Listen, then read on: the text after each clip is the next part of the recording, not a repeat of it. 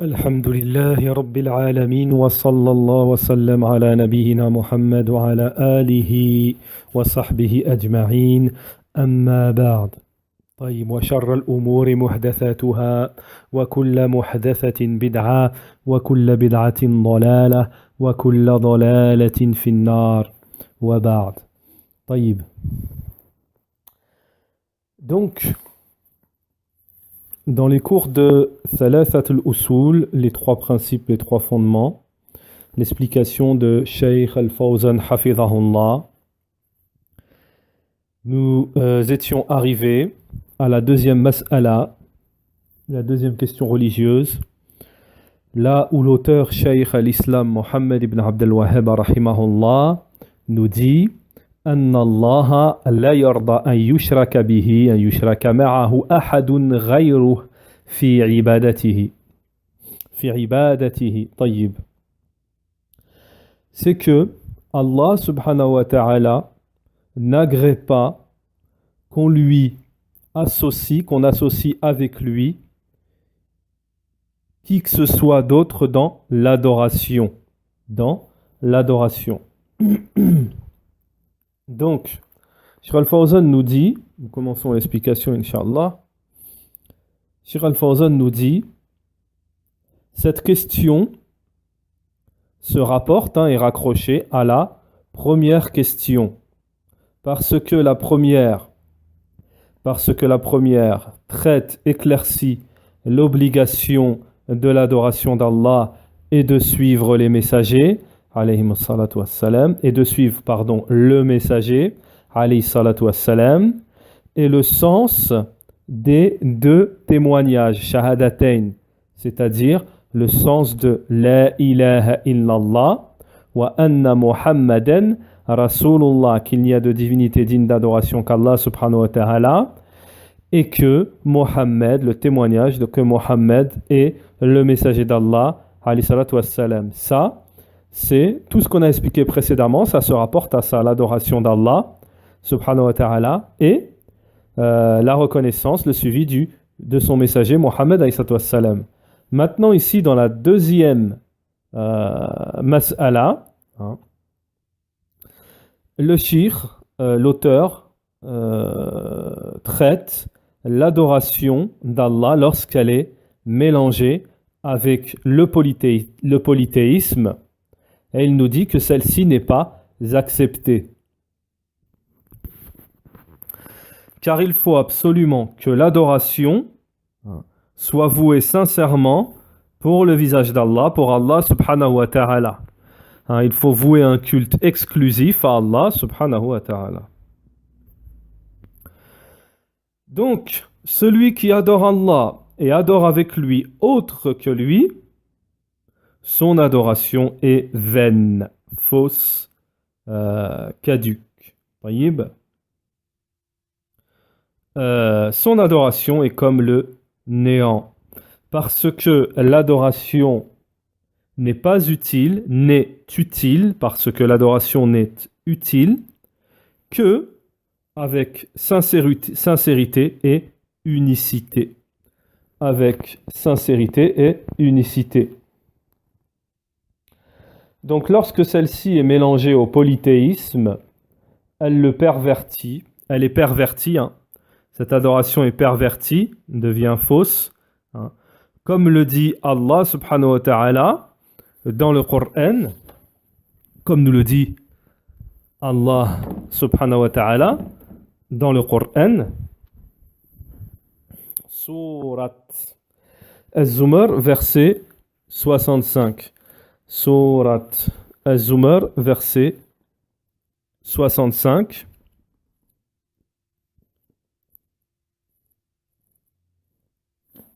Naham. وَلَقَدْ أُوحِيَ إِلَيْكَ وَإِلَى الَّذِينَ مِنْ قَبْلِكَ لَئِنْ أَشْرَكْتَ لَيَحْبَطَنَّ عَمَلُكَ وَلَتَكُونَنَّ مِنَ الْخَاسِرِينَ. Donc ce verset, Allah subhanahu wa ta'ala nous dit dans le Coran, le dalil, et il t'a été révélé, et à ceux d'avant toi, qui sont venus avant toi, que si tu aurais associé, tes œuvres auraient été vaines et tu aurais fait partie des perdants. Taïb. Les ulama, ils nous disent, ça veut dire que même si le messager d'Allah alayhi salam aurait fait du shirk, et ben ses œuvres auraient été annulées. وقال سبحانه تعالى ولو أشركوا لحبط عنهم ما كانوا يعملون. Et s'ils avaient associé, tout ce dont ils auraient œuvré aurait été annulé vain. Surat Al-An'am, verset 88. Le cheikh nous dit, l'adoration ne se nomme adoration qu'avec l'unicité. L'adoration est nommée adoration, ne se nomme adoration qu'avec l'unicité, le tawhid. Comme la salat se nomme et nommée salat, prière, qu'avec la purification. Lorsque le shirk, le polythéisme vient se mélanger avec l'adoration, celle-ci est pervertie. Taïb, celle-ci est pervertie, kama anna tahara, comme la purification lorsqu'elle se mélange avec l'eau d'eau, plutôt la purification, lorsqu'elle est mélangée avec quelque chose qui l'annule, qui annule l'eau d'eau, alors elle vient pervertir et annuler cette eau d'eau. ولهذا يجمع الله في كثير من الآيات بين الأمر بالعبادة والنهي عن الشرك. C'est pour cela qu'Allah subhanahu wa ta'ala a réuni, rassemblé beaucoup de versets dans le Coran sur l'affaire de l'adoration, de son adoration et de l'interdiction du polythéisme, de l'association. Qala ta'ala, Allah le Très-Haut nous dit wa'abudullaha wa la tushriku bihi shay'an, et adorez Allah et ne lui associez quoi que ce soit, et ne lui donnez pas d'associé, ne lui associez quoi que ce soit. Surat An-Nisa, verset 36. Wa qala subhanahu wa ta'ala وَمَا أُمِرُوا إِلَّا لِيَعْبُدُوا اللَّهَ مُخْلِصِينَ لَهُ الدِّينَ حُنَفَاءَ. Dans la sourate Al-Bayyina, verset 5, Allah Ta'ala nous dit, et وَمَا أُمِرُوا, il ne leur a été ordonné que d'adorer Allah d'un culte exclusif. وَقَالَ عَزَّ وَجَلَّ وَمَا أَرْسَلْنَا مِنْ قَبْلِكَ مِنْ رَسُولٍ, et nous n'avons envoyé de messagers avant toi sans lui révéler que la ilaha illa, que je suis la seule, qu'il n'y a pas de divinité à part moi, adorez-moi. Surat Al-Anbiya, verset 25. Wa qalu fa qawluhu ta'ala, et la parole aussi d'Allah subhanahu wa ta'ala, la ilaha, il n'y a pas d'autre divinité à part moi. Il n'y a plutôt de divinité à part moi, dans le sens de la négation. Fihi amrayn. Donc ici on nous dit il y a, Shir al-Fawzan nous dit il y a deux choses. Il y a deux choses. Il y a la négation du polythéisme et l'affirmation de l'adoration d'Allah subhanahu wa ta'ala. Wa qala ta'ala, et encore un verset que nous apporte Sheikh al-Uthaymin pour venir toujours confirmer, appuyer cela. La parole d'Allah subhanahu wa ta'ala lorsqu'il nous dit wa qadha rabbuka alla ta'budu illa iyyah. Et Allah subhanahu wa ta'ala a décrété, et ton Seigneur a décrété de n'adorer que lui. Surat al-Isra, verset 23. Et dans un autre verset, Allah subhanahu wa ta'ala nous dit وَلَقَدْ بَعَثْنَا فِي كُلِّ أُمَّةٍ رَسُولًا أَنْ يَعْبُدُوا اللَّهِ وَاجْتَنِبُوا الطَّاغُوتَ. Et nous avons envoyé les messagers, et nous avons envoyé à toute communauté des messagers pour leur dire d'adorer Allah et de s'éloigner du Tarout. Le Tarout, c'est tout ce qui est adoré en dehors d'Allah subhanahu wa ta'ala. Surat An-Nahl, verset 36. Donc on voit bien ici dans ce verset et dans d'autres versets qu'Allah subhanahu wa ta'ala a fait le lien entre l'adoration d'Allah et l'éloignement du Tarout, c'est-à-dire tout ce qui est adoré en dehors d'Allah, le polythéisme. Parce que l'adoration d'Allah subhanahu wa ta'ala ne peut être adoration sans l'éloignement sans le fait de s'éloigner du Tarout, c'est-à-dire tout ce qui est adoré en dehors d'Allah, le shaitan. Kulli ma ubida min dunillah aou al-shaitan. Wa huwa shirk, c'est-à-dire le Tarout, le polythéisme. Allah Ta'ala nous dit dans un autre verset فَمَنْ يَكْفُرْ بِالطَّاغُوتِ وَيُؤْمِنْ بِاللَّهِ فَقَدِ اسْتَمْسَكَ بِالْعُرْوَةِ الْوُثْقَى لَا انْفِصَامَ لَهَا. Et dans un autre verset, dans la sourate Al-Baqarah, verset 256, Allah Ta'ala nous dit et celui qui mécroit au Tarout tout en croyant en Allah, il aura saisi l'anse la plus solide, qui bien entendu, selon les ulama, c'est La ilaha illallah. Al-Ghurwatil Wuthqa, c'est La ilaha illallah, c'est-à-dire le Tawhid. Cheikh Al-Fawzan, hafidhahullah, nous dit la foi en Allah n'est pas suffisante sans la mécréance au Tarout, sans en mécroire au Tarout. Wa illa fal mushrikun yu'minuna billah lakinnahum yushrikuna bih. Sans ça, les associateurs auraient cru en Allah, mais ils lui ont associé. Taïb, ils lui ont associé du fait qu'ils n'ont pas renié tout le Tarout, du fait qu'ils ont adoré, ils avaient Allah comme divinité, mais qu'ils n'ont pas renié tout le Tarout, c'est-à-dire tout le polythéisme. De ce fait, ils sont associateurs. Allah Ta'ala nous dit dans un autre verset, Surat Yusuf, verset 106, وَمَا يُؤْمِنُ أَكْثَرُهُمْ بِاللَّهِ إِلَّا وَهُمْ مُشْرِكُونَ. Et la plupart d'entre eux ne croient en Allah qu'en lui donnant des associés. Ne croient qu'en donnant des associés à Allah subhanahu wa ta'ala. أَنَّ عِنْدَهُمُ الْإِيمَانُ بِاللَّهِ وَلَكِنْ يُفْسِدُونَهُ بِالشِّرْكِ وَعِيَاذٌ بِاللَّهِ.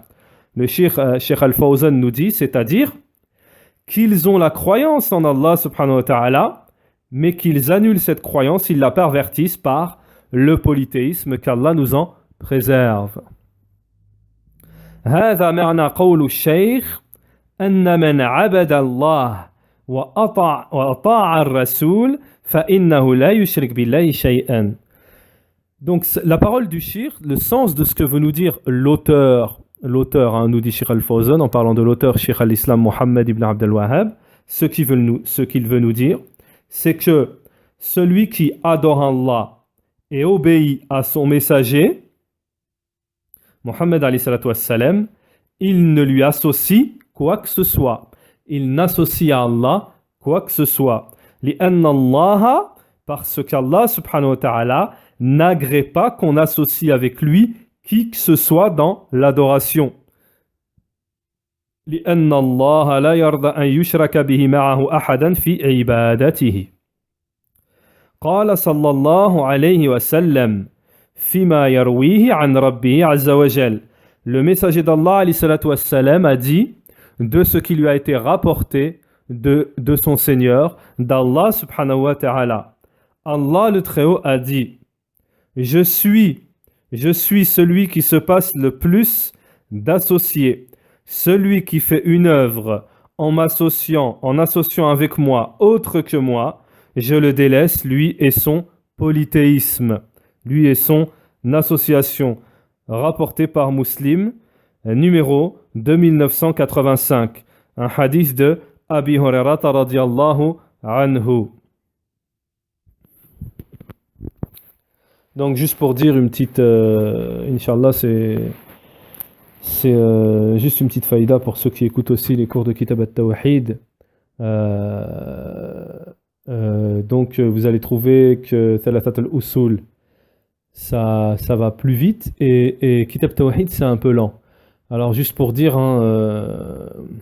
Inch'Allah avec la bonne niya, c'est que Kitab al-Tawhid, comme il y a quelqu'un qui retranscrit, qui écrit les cours, donc je vais doucement et je répète à chaque fois plusieurs fois, etc. Pour que cette personne puisse bien, c'est un cours à la base particulier, donc pour que cette personne puisse bien assimiler, écrire les cours, tout ça, donc c'est pour ça que je vais doucement, etc. Donc là vous voyez bien la différence. Donc voilà. Et en même temps j'avais pensé que avec la permission de cette personne, son cours particulier, si on pouvait le faire profiter les gens de masse, quoi, si on pouvait faire profiter beaucoup de gens pour ce cours de Kitab Tawhid, voilà. طيب. Donc, qala sallallahu alayhi wa sallam, le messager d'Allah alayhi wa sallam nous a dit de ce qui lui a été rapporté de son Seigneur, le Très-Haut. Allah Ta'ala a dit: je suis celui qui se passe le plus d'associés, celui qui œuvre, qui fait une œuvre, tout en associant avec moi autre que moi, autre, je le délaisse, lui et son polythéisme.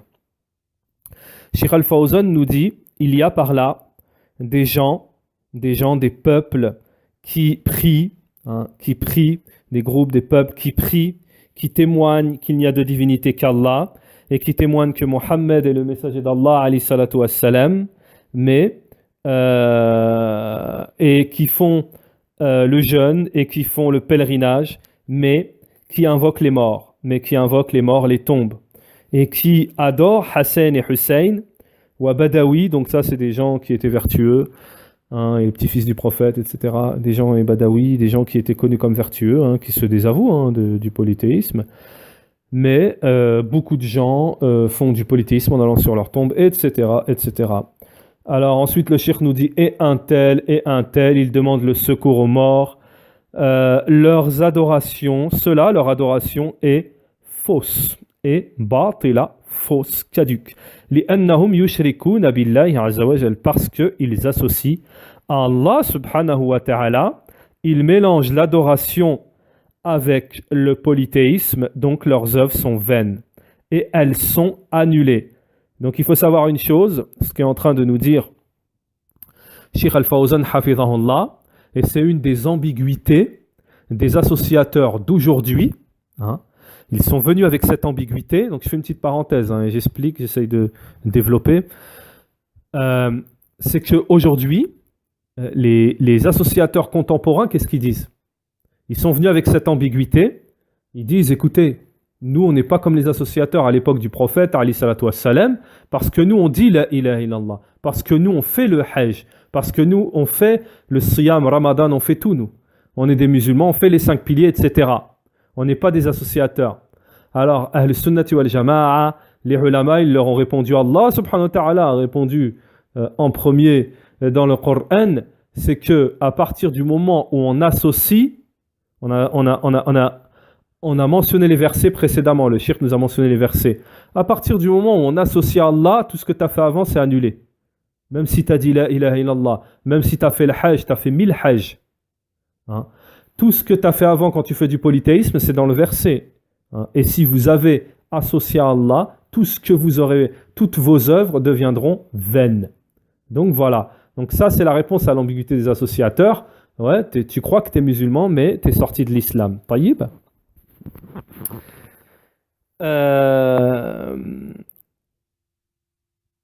Yakhlutuna al-ibada bi-shirk. Donc ces gens-là, ils mélangent l'adoration avec le polythéisme, donc leurs œuvres sont vaines.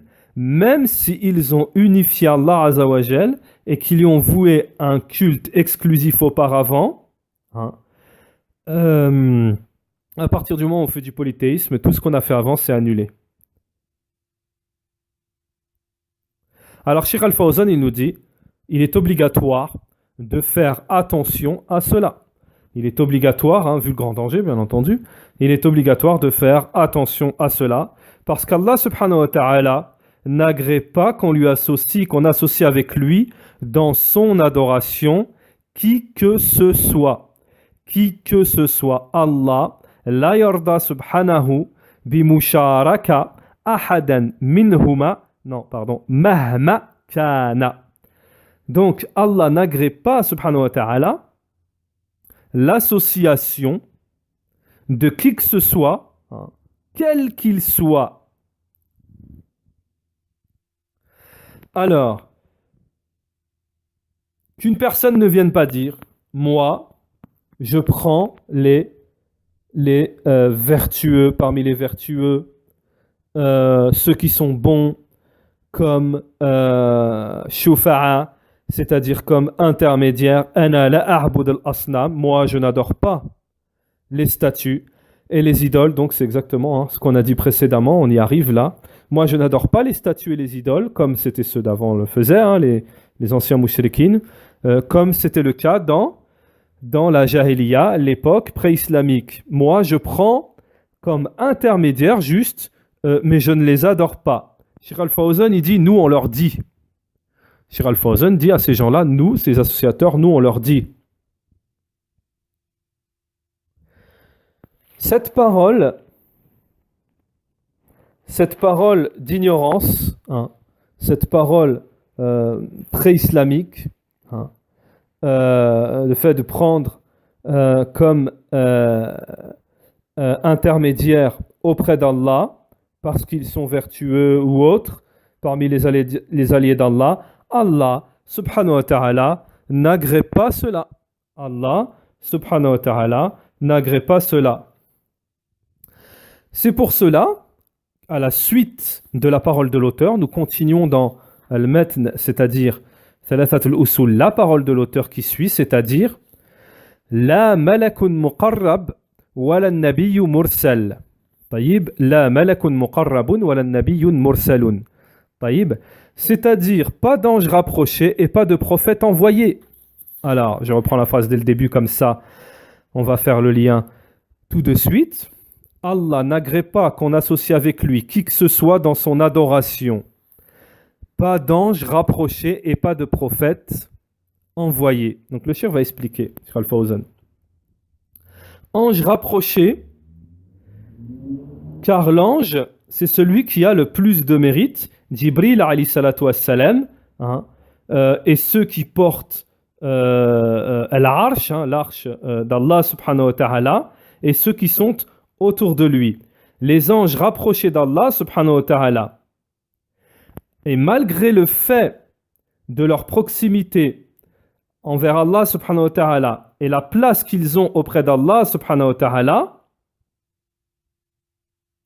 si quelqu'un les associe, si qui que ce soit les associe avec Allah dans l'adoration, Allah n'agrée pas cela.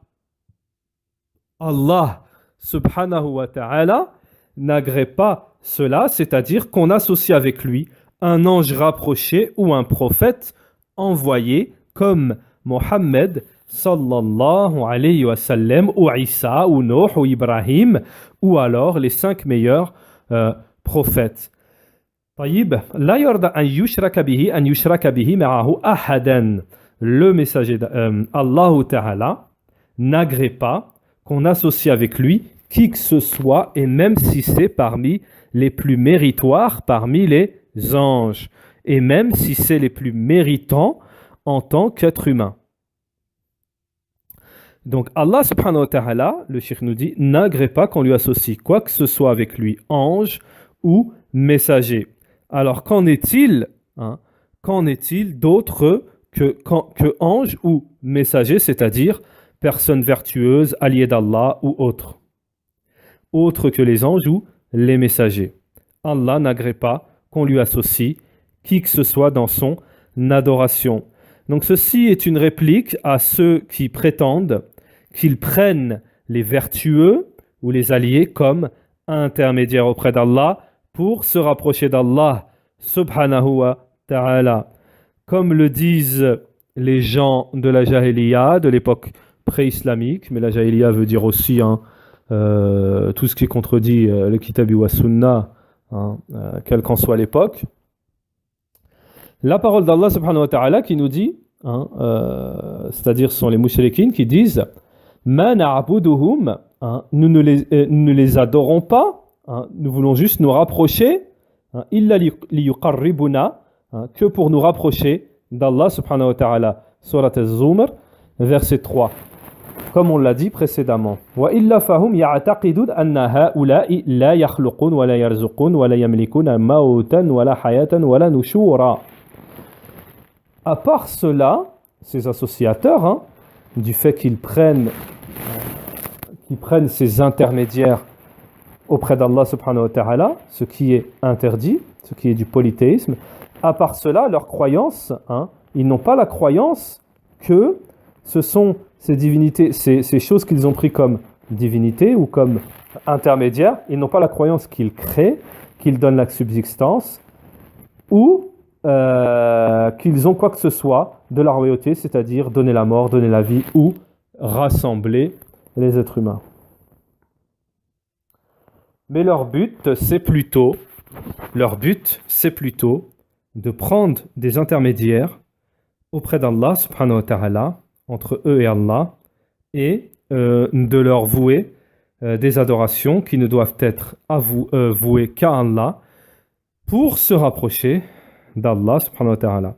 Donc, ce qu'ils font, c'est qu'ils immolent, ils sacrifient pour les qubur, c'est-à-dire pour les tombes. Ils font des vœux auprès des tombes, ils demandent le secours, etc., etc. Ils se connectent auprès des morts. Ça, c'est du polythéisme, c'est du shirk.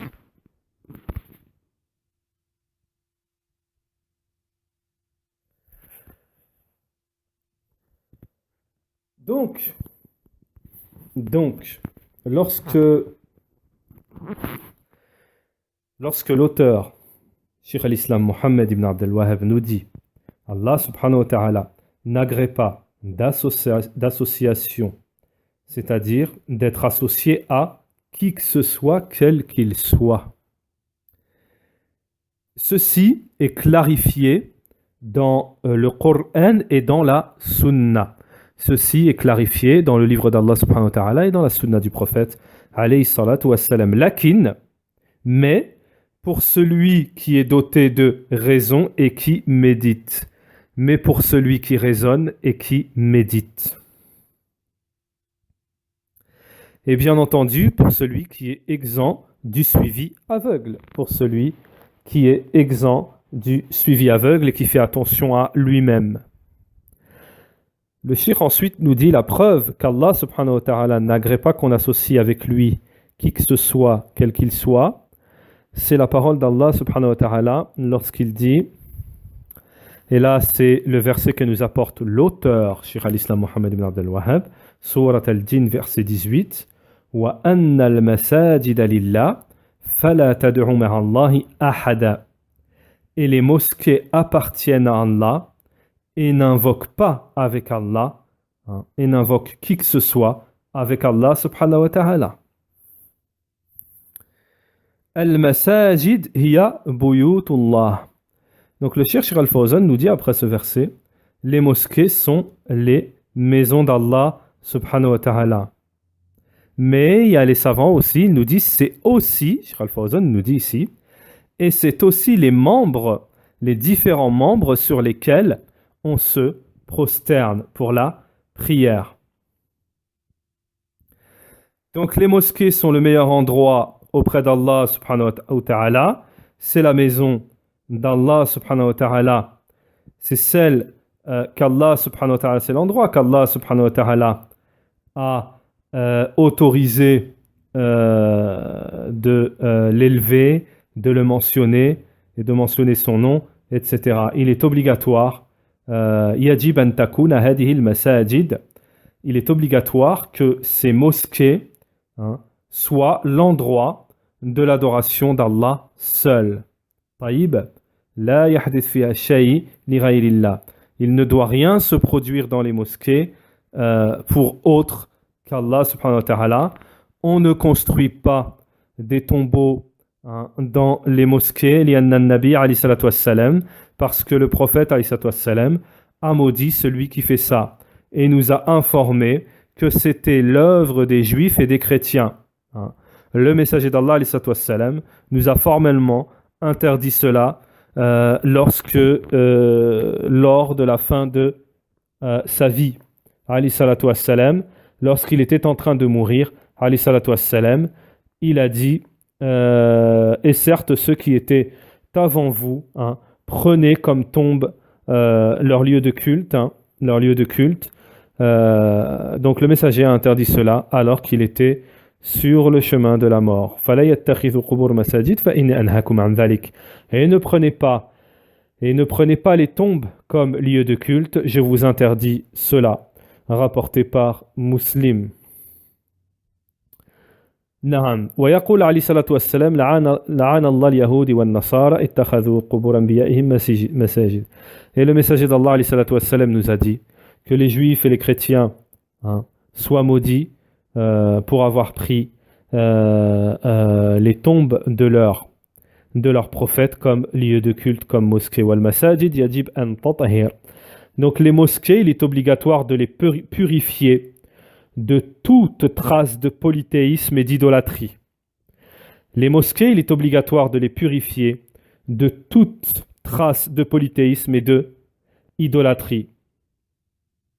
C'est-à-dire qu'elles ne doivent pas être construites sur des tombes où des morts sont enterrés, ou alors, où des morts sont enterrés. Bel takun mawatin ibadatullahi wahda.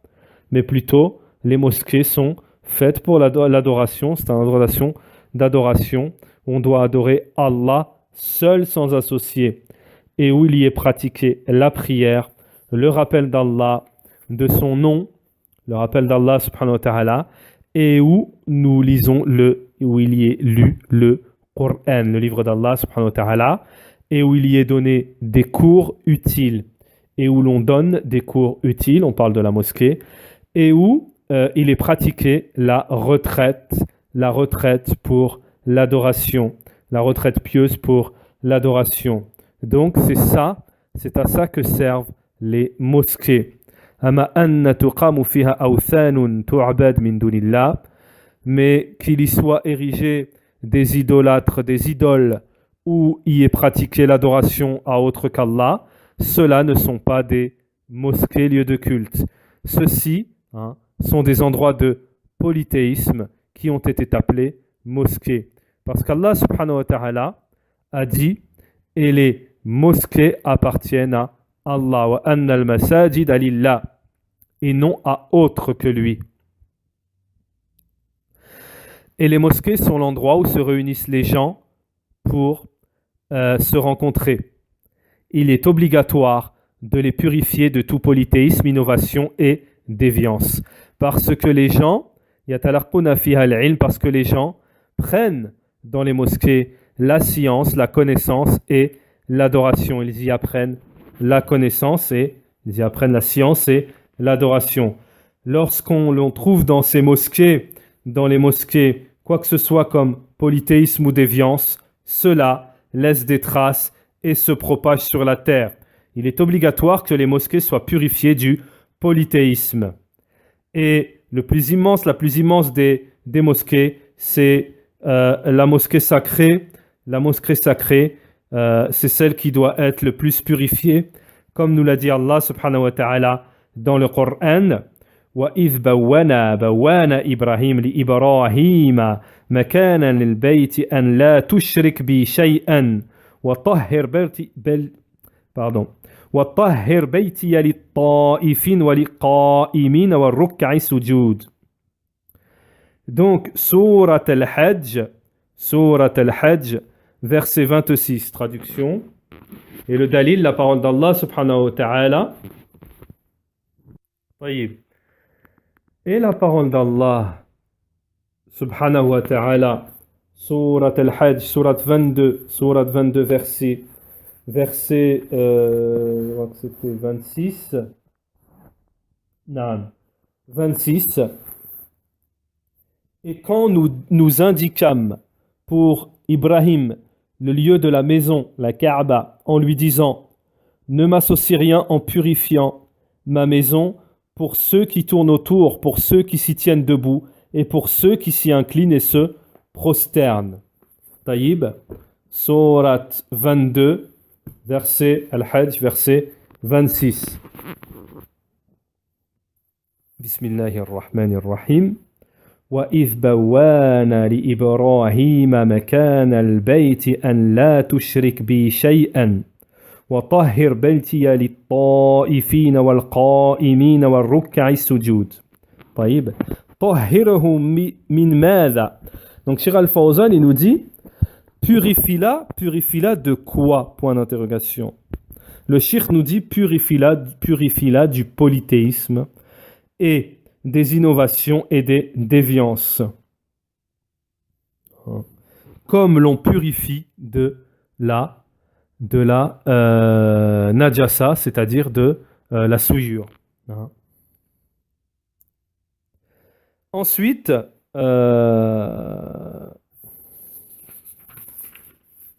وَأَنَّ الْمَسَاجِدَ لِلَّهِ فَلَا تَدْعُوا مَعَ اللَّهِ أَحَدًا. Donc le Cheikh Al-Fawzan là nous a expliqué et les mosquées appartiennent à Allah et n'invoque avec Allah quoi que ce soit, qui que ce soit. Taïb. Donc ici, le Cheikh va nous expliquer la suite du verset. Et n'invoque pas. Le la, lorsqu'on dit la tad'u, le la qui est employé dans la langue arabe ici, c'est le la dans le verset, le la de l'interdiction. Hein. C'est le la de l'interdiction. Taïb. Fala tad'u ayyuhan nas ma'a Allahi ahadan. Et n'invoquez pas, ou vous les gens, avec Allah, qui que ce soit. Ne leur demandez pas la tasta'ithu bi ahadan et ne demandez le secours de qui que ce soit avec Allah. Hein. Comme le fait de dire, Cheikh Al-Fawzan nous donne un exemple, comme le fait de dire ô Allah, ô Mohammed, ô Allah, ô Abdel Qadir, ou le fait de dire ô Abdel Qadir, ô Mohammed, etc., des choses qui ressemblent à cela. Allah subhanahu wa ta'ala n'agrée pas cela, n'accepte pas cela. Donc ensuite, ahadan dans le verset, fala tad'u ahadan, fala tad'u ma'a Allahi ahadan, ce mot ahadan, hein, il est dans un contexte, il est à l'indéfini déjà, hein, qui que ce soit, hein, et n'invoque avec Allah qui que ce soit, n'adore avec Allah qui que ce soit, il est déjà lui-même à l'indéfini, le mot qui que ce soit il est à l'indéfini, dans un contexte d'interdiction. Alors les ulama ils nous disent quand on a un terme, un mot, qui est dans un contexte qui est lui-même indéfini et qui est dans un contexte d'interdiction, cela nous indique la généralité. C'est-à-dire que c'est toute chose que tu ne dois pas invoquer avec Allah. Et c'est-à-dire qu'il n'y a Allah. C'est-à-dire qu'il n'y a pas d'exception. Pas d'ange rapproché, pas de prophète envoyé, pas de statue, pas d'idole, pas de tombe, pas de shirk, pas d'allié, pas de vivant, pas de mort, quel qu'il soit, qui il soit, quel qu'il soit.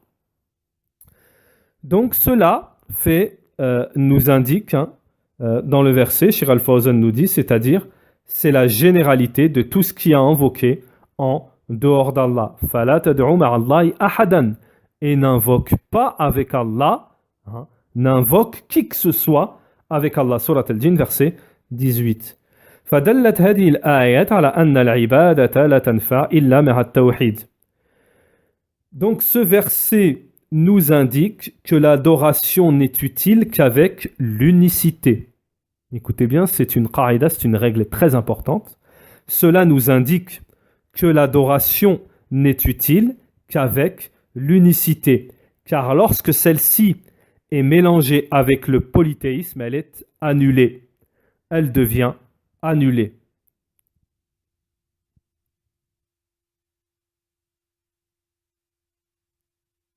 Alors, et les mosquées appartiennent à Allah, il est obligatoire de mettre son intention, d'avoir une intention exclusive, sincère, hein, et que le but d'ériger une mosquée ne soit pas par ostentation ou par ostentation auditive ou physique, hein, et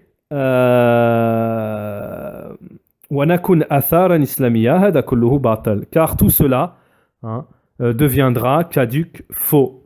Les mosquées appartiennent à Allah, doivent être érigées aussi dans l'intention d'Allah subhanahu wa ta'ala. Les mosquées doivent être construites pour l'adoration, pour le but de l'adoration. Donc l'intention, nous dit Cheikh Al-Fawzan, doit être sincère, exclusivement pour Allah subhanahu wa ta'ala. Hein, et cela dans Kasab al-Haram. Et aussi, Sheikh Al-Fawzan nous dit également, ce verset, également, il comprend le fait de construire une mosquée avec du haram. Allah n'accepte pas le haram. Wa inna Allah la yaqbal illa tayyiban. Et Allah n'accepte que ce qui est pur, rapporté par Muslim. فَتَبْنِي الْمَسَاجِدِ مِنْ نَفَقَةِ الْحَلَالِ. Donc, les mosquées ne doivent être construites qu'avec des dons licites. Et bien entendu, avec une niya, une intention exclusivement faite pour Allah, pour le visage d'Allah subhanahu wa ta'ala, mais la personne ne doit pas, en construisant une mosquée, chercher l'éloge des gens, et bien entendu le faire par ostentation. Taïb. Le cheikh nous dit qu'une mosquée doit être construite, érigée pour l'adoration d'Allah seul, sans associés, c'est-à-dire avec un culte exclusif, la sincérité tournée vers Allah subhanahu wa ta'ala. Taïb. Donc nous avons fini ce cours. En ce qui concerne la parole de Sheikh Al-Fawzan, hafidhahullah, lorsqu'il explique wa anna al-masajida lillah, et les mosquées appartiennent à Allah, n'invoquer quoi que ce soit avec Allah subhanahu wa ta'ala, et comme quoi Allah subhanahu wa ta'ala n'accepte pas qu'on lui associe quoi que ce soit, qu'on associe avec lui quoi que ce soit dans l'adoration. Donc nous avons terminé ce cours, et Inch'Allah, bientôt Inch'Allah, nous ferons le cours suivant. Subhanakallah wa ma bihamdik. أشهد أن لا إله إلا أنت وأستغفرك وأتوب إليك وصلى الله وسلم على نبينا محمد وعلى آله وأصحابه أجمعين.